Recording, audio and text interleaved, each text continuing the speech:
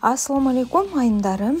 Менің каналыма қош келіпсіздер. Бүгін сіздер менен TikTok'ты жарып жатқан сердечко пирогын бышырабыз.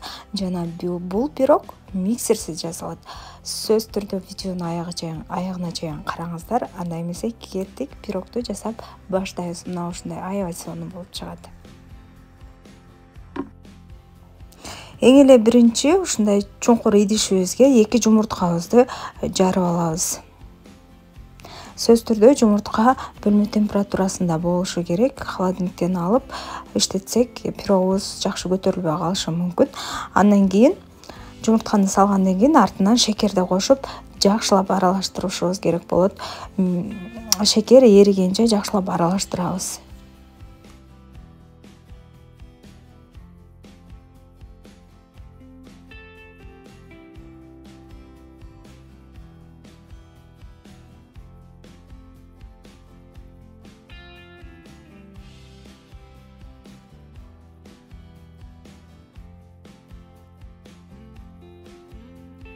Жакшылап аралаштырып алгандан кийин суюк майыбызды кошуп, дагы бир жолу аралаштырып алабыз.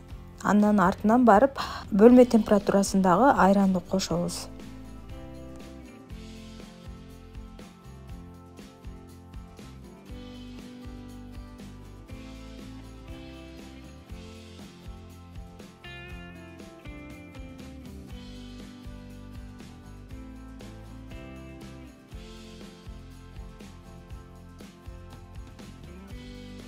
Барын жакшылап аралаштырып алгандан кийин ундун үстүнө разрыхителди салабыз жана электин көзүнөн өткөзүп унду илеп алабыз.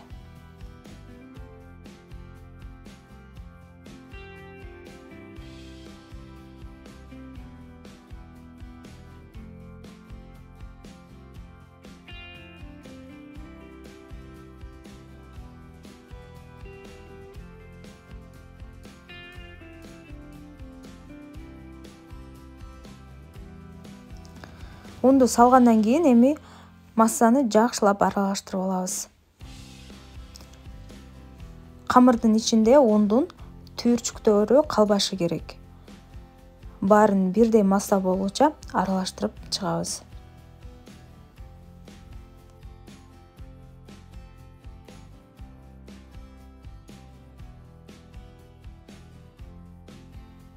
Мына ушундай масса келип чыгат. Өтө коюу эмес, өтө суюк эмес. Винчик менен ушундай кылып көргөндө куюлуп турушу керек. Камырыбыз винчиктен ушундай болуп куюлуп турат.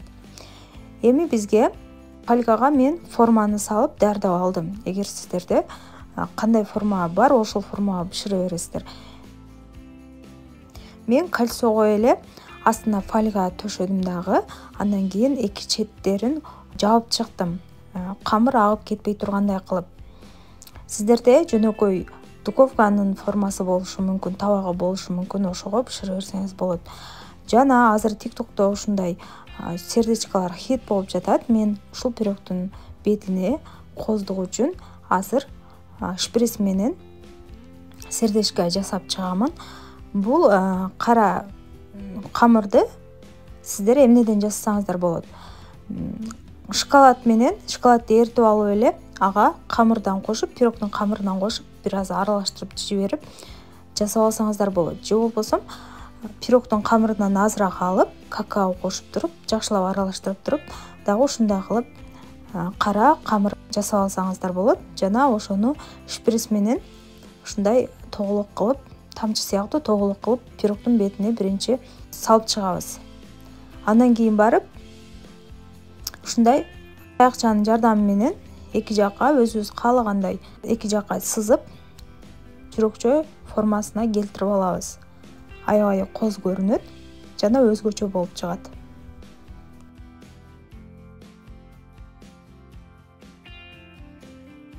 Алдын ала кызып турган духовкада 180 градуста бети кызарганча бышырып алабыз.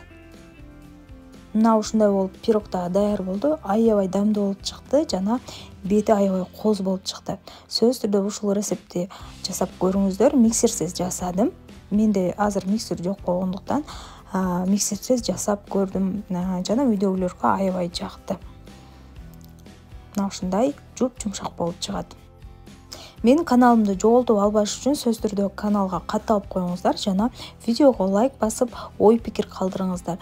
Жана менин каналымда көптөгөн торттордун, пирогтордун, нандардын, себет нандардын рецепттери бар. Сөзсүз түрдө кирип, көрүп, өзүңүздөрдүн бааларыңыздарды бере кетсеңиздер болот. Сиздер менен коштошпоймун. Дагы жаңы рецепттерде көрүшкөнчө.